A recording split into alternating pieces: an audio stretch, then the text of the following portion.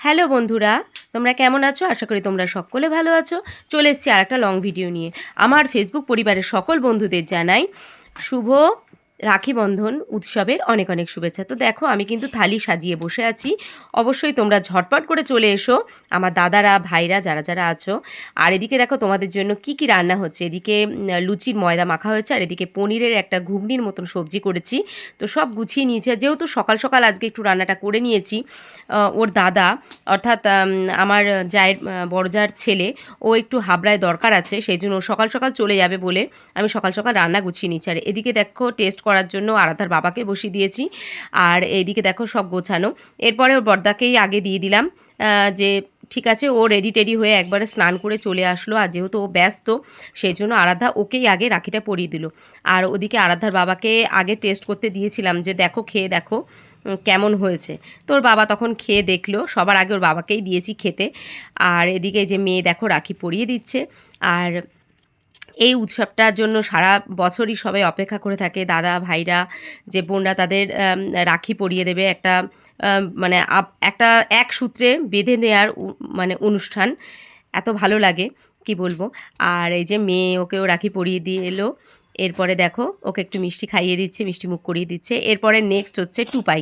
তো আমাদের ছোট ওর ছোটদা, তো ছোটদাকেও এখন এই যে দেখো না টিকা পড়াচ্ছে, দেখো কপালে কিভাবে। আমি বলেছি যে হালকা করে পড়াতে, ও দেখো কপালে একদম ইচ্ছা মতন করে একদম টিকা বাড়িয়েই যাচ্ছে। তারপরে যাই হোক, ওকেও একে একে দেখো রাখি পরিয়ে দিচ্ছে ওকেও।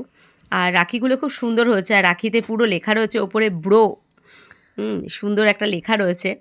তো ও পরিয়ে দিচ্ছে। আর আমার দেখতেই পাচ্ছ তোমরা, সুতো বাঁধতে গিয়েও কীরকম কষ্ট, মানে টাইট করতে গিয়েও ঢিলা করে দিচ্ছে, মানে একটা বাঁধতেও অসুবিধে, মানে রাখি বাঁধতেও ওর মানে গিট দিতে পারে না। তো এবার দাদা দেখো আবার টাকা দিল ওকে, তো সেটা গুছিয়ে রেখে দিল। তো এইবার চলো ওকেও খেতে দিয়ে দিই।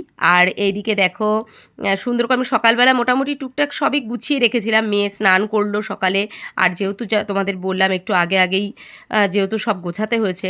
আর এদিকে টুপাইকে বললাম যে তুইও একটা বোনকে পরিয়ে দে, নাহলে বোনেরও তো মনে হবে যে আজকে শুধু যে দাদাদের রাখি বন্ধন তা তো না, বোনদেরও হাতে দাদারা পরিয়ে দিতেই পারে, কোনো ব্যাপার, সেটা কোনো ব্যাপারই না।